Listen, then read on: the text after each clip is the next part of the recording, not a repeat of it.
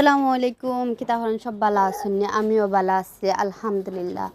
আজকে আবারও আপনাদের সাথে নতুন কথা নতুন জিনিস নিয়ে চলে আসলাম। কারণ ওই দেখুন আমার হাঁস মুরগের ছানা নিয়ে আপনাদের কাছে আসলাম। ভাবলাম যে আজকে আমার হাঁস মুরগের ছানা আপনাদেরকে দেখাইতে দেখাইতে কিছু কথাও শেয়ার করব। আসল কথা কি জানেন, এগুলা নিয়ে আমি অনেক স্বপ্ন সাজাইয়া বইছি। জানি না মানুষের লাইফে তো আছে না, অনেকের অনেক জিনিসের স্বপ্ন আছে। আমার লাইফে আমার এগুলাতেই হচ্ছে আমার স্বপ্ন।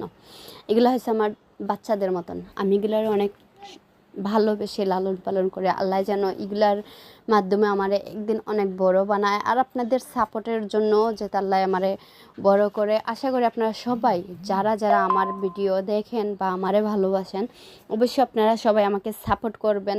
তাহলে মনের ভিতরে আশাটা ভালোবাসাটা অনেক বেশি জাগবে, যে ইচ্ছেটাও জাগবে যে আপনাদের সাথে ছোটো ছোটো জিনিসগুলো শেয়ার করতে। ঠিক আছে?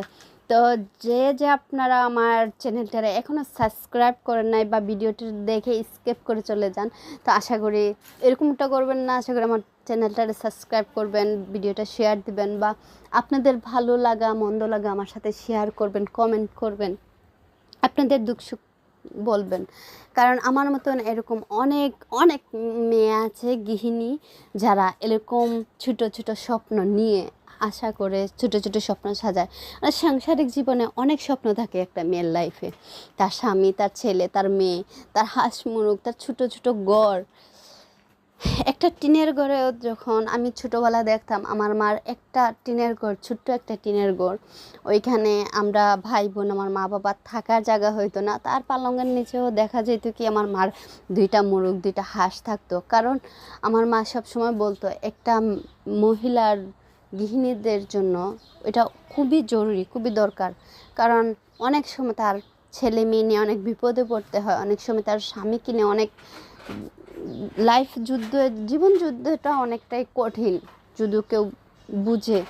ঠিক আছে? তো আমি আমার মার থেকে দেখে শিখছি কীভাবে ছোটো ছোটো জিনিসগুলো সংসারে বাড়ায়, কীভাবে ছোটো ছোটো জিনিসগুলো লালন পালন করে জীবনের লাইফটাই অনেক সুন্দর।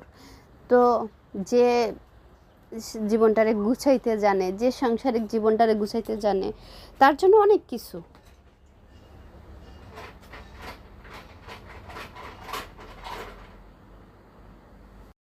অনেক কিছু।